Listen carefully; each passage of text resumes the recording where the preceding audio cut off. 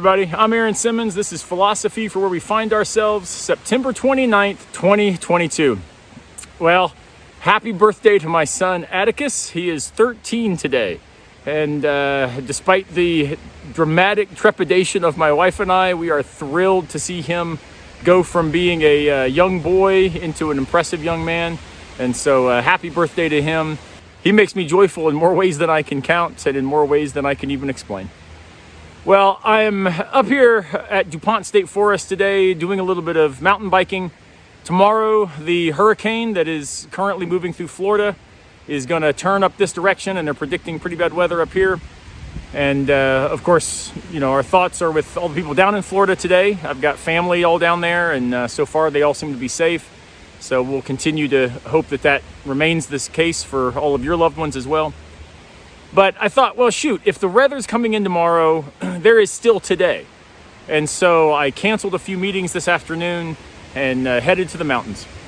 And every time I'm in the mountains, and you can probably hear the wind blowing behind me, every time I'm in the mountains, I, at some point or another, reflect on Kierkegaard's little discourses on the lilies and the birds.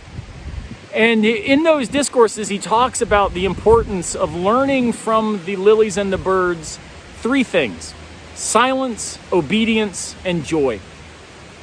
Well, today I'm especially thinking through the idea of joy. I mentioned it's my son's birthday, and so I've been reflecting a lot on him, on his life, on the joy he's brought me and my wife and all of our family. But it's so interesting. Kierkegaard says that the way we have to think about joy is to become joy ourselves.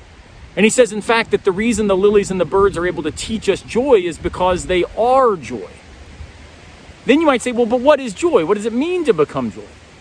And then he says that joy is a matter of being here today, to be today, to make today the place where we find ourselves. It's like Anne Lamott says, we have to be where our feet are.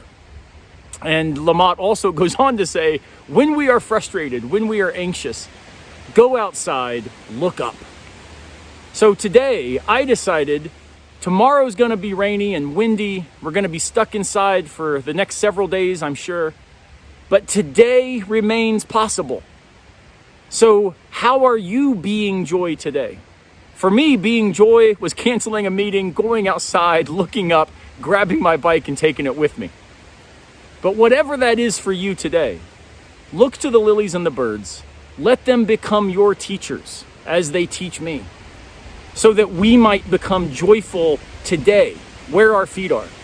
And in the process, maybe invite others to do the same. Well, read some Kierkegaard tomorrow while it's raining, and today while it's not, get out, enjoy, be joy.